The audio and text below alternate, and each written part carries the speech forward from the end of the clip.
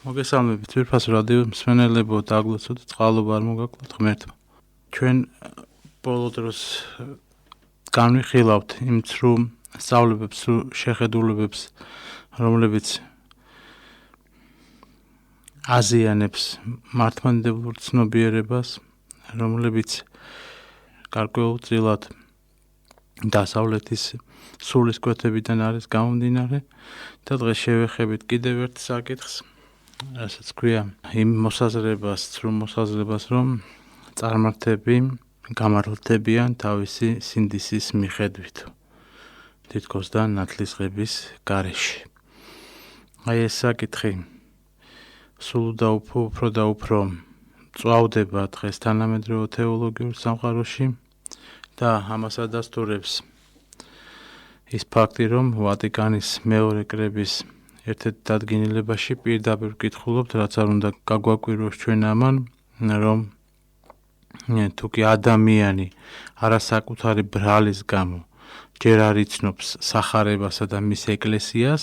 მაინც წფელი გულით ეძიებს ღმერთს და მადლის ზემოქმედებით ესწრაფვის თავისი საქმეებით ღვთისნების აღსრულებისაკენ, რასაც იგი საკუთარი სინდისის ხმით შეიცნობს, შეუძლია მიიღოს საუკუნო ცხონებაო, ამბობენ კათოლიკები. ეს საუბარია წარმართებზე და ასევე აგრძელებენ, რომ ხსნის გზაზე აუცილებელ შემწეობაზე ღვთისგანგება უარს არ ეუბნება მას, ვისაც თავისი ბრალის გარეშე ჯერ არ მიუღწევია ღმერთის ნათლად შეცნობისათვის და ღვთისმადლით ცხოვრებას ცდილობს. რამე თუ ყველა სიკეთესა და ჭეშმარიტებას მათგან მოპოვებულს ეკლესია უფლის სახარებისათვის მომზადებასა და მისი ნიჭის წყალობად მიიჩნევს. აი ასეთია მათი ხედვა და მათი აზრით ყოველი ადამიანი განათლდება და საბოლოოდ მოიპოვებს საუკუნო ცხოვრებას. ჩვენ ამ თემებზე არაერთხელ ვისაუბრეთ, კიდევ ერთხელ უნდა გავამახვილოთ ყურადღება, როგორც ჩანს ამ საკითხებზე და ეს განხილვადრი ცრუ სწავლების მომხრენი თავისი შეხედულების დამყარების მიზნით მოყავთ ხოლმე ხშირ შემთხვევაში პავლე მოციქულის სიტყვები, რომელიც ბრძანებს, რომ ვინაიდან როცა რჯულის არ მქონე წარმართნი ბუნებრივად ასრულებენ რჯულს, მაშინ რჯულის არ მქონენიც თვითონვე არიან თავისთვის რჯული. ისინი გვიჩვენებენ, რომ რჯულის საქმე გულის ფიცარზე უწერიათ, რასაც მოწვევენ მათი სინდისისა და მათი აზრები, რომლებიც ხან ბრალს დებენ და ხან კი ამართლებენ ერთი მეორესო. და აი ამ სიტყვებსაც ხოლო გარეშეთა ღმერთი განიკითხავს. ესე იგი, პავლე მოციქულის აი ამ სიტყვებით, რომ წარმართნი, რომლებსაც არ ქონდათ რჯული, განისჯებიან თავისი საქმეების მიხედვით, თავისი სინდისის საფუძველზე, ამ მოსაზრების მომხრეების სურთ გააკეთონ ესეთი დასკვნა, რომ შესაძლებელია თურმე ცხონება ქრისტეს ჭეშმარიტი სწავლებისა და ნათლისღების გარეშე. უნდა ჩვენ ხედავთ აი ამ უცნაურ ლოგიკას სამ სიტყვებში, ესე იგი ღმერთი განიკითხავს, სამწუხაროდ ჩვენი ოპონენტები გულისხმობენ, რომ იქნებიან გამართლებულნი, მაგრამ საიდან ასკვნიან ამას გაუგებარია ნებისმიერი სინდისიერი ადამიანისათვის აზრი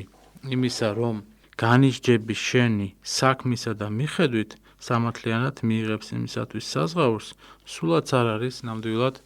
კარგი ამბავი და უფრო მეტის თქმა შეიძლება, რომ ეს პირდაპირ არის საშინელი განაჩენი, იმიტომ რომ სინდისი ახსენებს სწორედ ადამიანის იმ ცოდვების გამო, რომლისთვისაც იმსახურებს არა ჯილდოს, არამედ სასჯელს. ესე იგი, გარეშეთ ღმერთი განიკითხავს, ნიშნავს, რომ განისჯებიან ჩადენილი ცოდვების მიხედვით, რაზეც პირდაპირ საუბრობს პავლე მოციქული იმავე ეპისტოლეში და მოусმინოთ ამასაც, ისინი რომელთაც ურჯულოდ სცოდეს, ურჯულოდვე წარწმდებიან. აი პირდაპირი განცხადება, ხოლო რომელთაც რჯული სცოდეს, რჯულითვე განისჯებიან საიმდღისიოდ, როცა ჩემი სახარებისაებრ ღმერთი განსჯის კაცთა ფარულ საქმეთა იესო ქრისტეს მიერ. ანუ, ესე იგი, საიმდღისიოდ ნიშნავს, რომ ბოლო ჟამის დღეს, როდესაც ისინი იქნებიან უკვე განსჯილი ქრისტე იესოს მიერ. და მოციქულის სიტყვა გარეშეთა განსჯის შესახებ წმინდა იოანე ოქროპირმა შემდეგნაირად განმარტა, რომ რათა სიტყვებიდან გარეშეთა განკითხვის შესახებ ვინმეს არ გამოეტანა აზრი, რომ წარმართნი დაუსჯელნი დარჩებიან, ის მიუთითებს სხვა სამჯავროზე, ანუ საშინელ სამჯავროზე, როდესაც ამბობს, რომ საიმდღისიოდ, როცა სახარებისაებრ ღმერთი განსჯის კაცთა ფარულ საქმეებს. და ამას ამბობს, რათა შეაძრწუნოს გარეშენი და ამავე დროს ანუგეშოს თავისნი და რათა აჩვენოს, რომ დროებითი სასჯელი განგვაშორებს მარადილს და დაუსრულებელს. ბრძანებს წმინდა იოანე ოქროპირი. და ადამიანი იმ შემთხვევაში გამართლდება ძმამდანო სინდისის მიხედვით, თუ უცოდველად იცხოვრებს ამ ქვეყანას, მაგრამ ღმერთი გვაუწყებს ჩვენ იგივე პავლე მოციქულის ბაგეებით, რომ ყველამ სცოდა და მოაგდა დიდებას ღვთისასა. ფსალმუნებშიც ვკითხულობთ, რომ ყოველი კაცი ცრუარს რა მივაგო უფალსა ყოვლისათვის ეს რომელი ესე მომაგო მე და ასე შემდეგ და ასე შემდეგ და წმინდა მამების აზრით ყველა ადამიანი პირველ ქნელი ცოდვით ვიბადებით და შესაბამისად ცოდვის წყვდიაში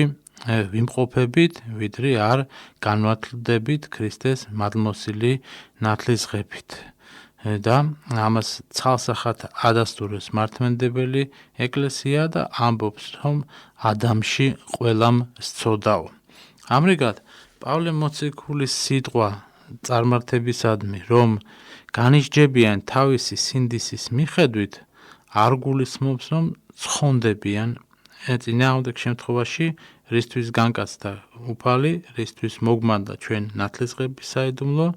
და მსჯავრი სინდისის მიხედვით ნიშნავს იმას, რომ ყოველი კეთილი საქმეც თუ გნებავთ წარმართების მიერ ჩადენილიც, გაკეთებულიც, გათვალისწინებული იქნება აუცილებლად, რა თქმა უნდა, ღვთის მიერ და ყველა ის სიკეთე თუ რამეს აკეთებს წარმართი, რა თქმა უნდა, ღმერთი დაუფასებს მას, მაგრამ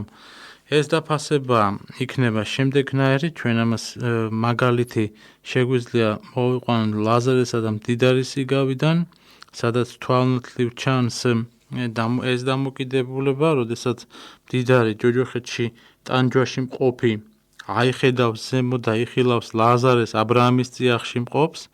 და კაცობრიობა ვიცით ჩვენ, რომ ჯერ კიდევ არ იყო გამოსყიდული გოლგოთის მსხვერპლით და მდიდარიც და ლაზარეც ჯოჯოხეთში იმყოფებოდნენ, მაგრამ ლაზარე იყო აბრაამის წიაღში და მდიდარს ნეტარებისა და ცხონების ადგილად ეჩვენებოდა ეს ადგილი. და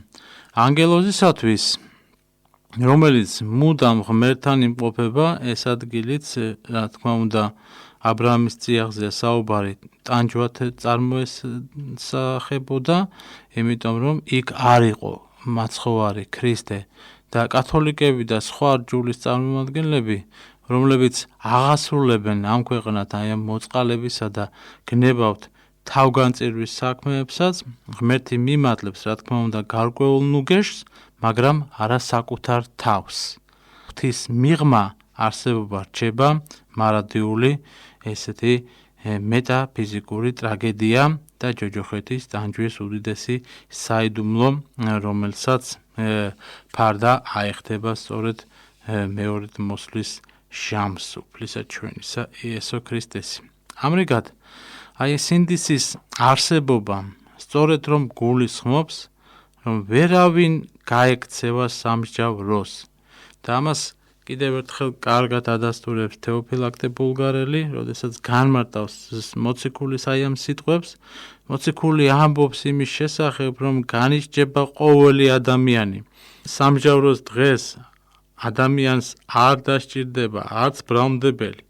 არც სხვა დამცველი, იმიტომ რომ იქ წარსდგება ჩვენი აზრები, ხან გამართლებულნი, ხან კი ჩვენი დამსჯელნი